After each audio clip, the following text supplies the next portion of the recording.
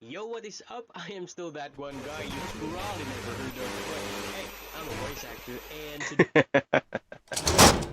Hello. It's time for a change, don't you think? Now, let me introduce myself again.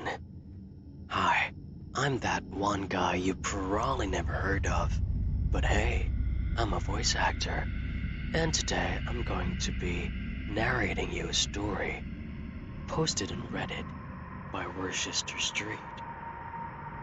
It's called I've Been Flying for Almost 30 Hours and the Flight Attendants Won't Stop Crying. Now, let's begin.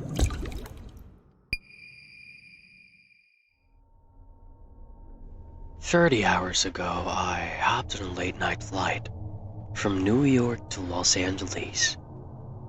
After boarding, I saw that I had an entire row to myself.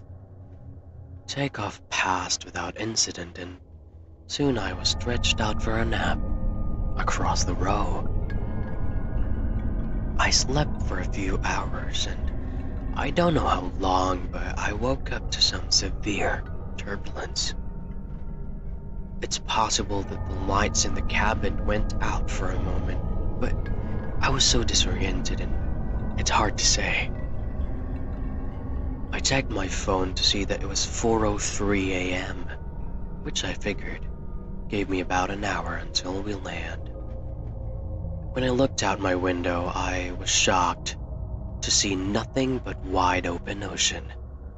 My jaw dropped. There's obviously no ocean between New York and Los Angeles.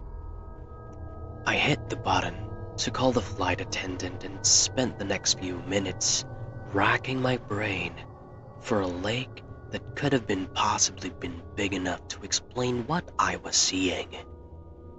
I jumped when the attendant flipped off the light. She was grinning from ear to ear, and tears were pouring down her cheeks. "How can I help you, sir?" she asked. I froze for a moment at her reaction before deciding to just ask my question. "Where are we? Why does it look like we're flying over an ocean?" She wiped her cheeks to clear the tears, still grinning wildly. "Sir, we'll be landing in about an hour." Okay. Thank you," I said. After she left, I checked the clock on my phone again.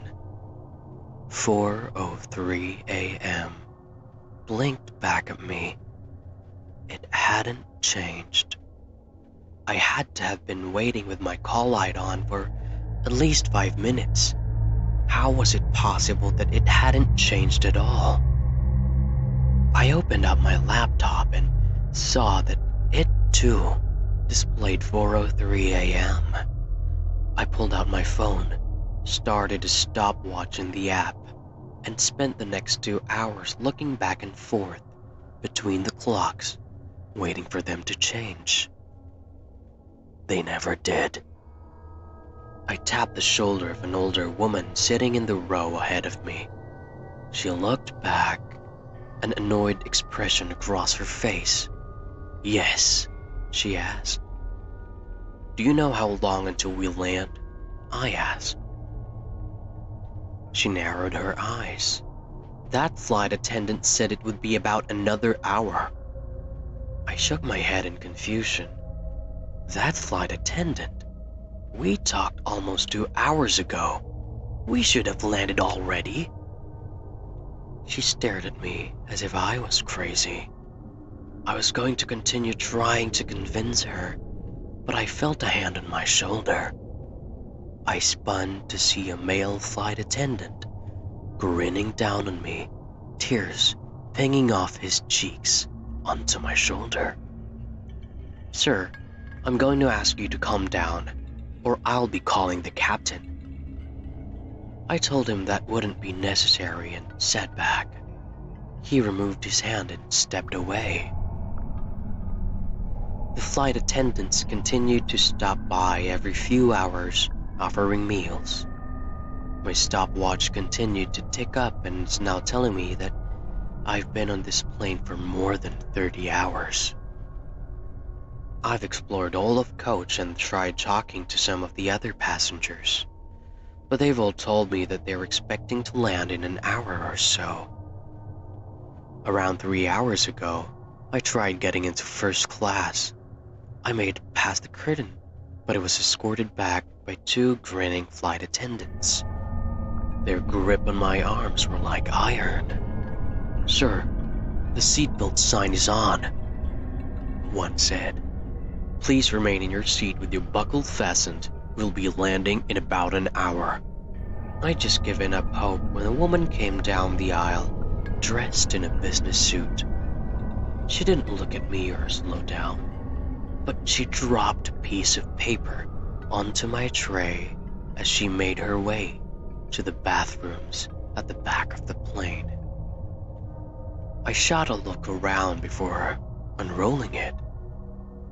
It said, "Are you stuck too?" I pulled out a pen and wrote, "Yes, it's been 30 hours." I folded the scrap of paper up and set it on the tray closest to the aisle. She left the bathroom and picked it up as she passed. It's been 20 minutes since then. I don't know why, but I don't think the flight attendants would like it if they knew we were talking. It doesn't matter. I have to do something. I'll update you all with whatever happens next. For now, goodbye. I hope you liked the story that I read. Actually, this has another part. If you want a second part, just say so, and I'll do it for you. If you want more stories, you can go to WorcesterStreet's Reddit page. Now, I have to go. I have to go wash the dishes. I'm gonna see you in the next video. Don't forget to like, comment, and subscribe to my Facebook page and my YouTube channel. Alrighty then, goodbye.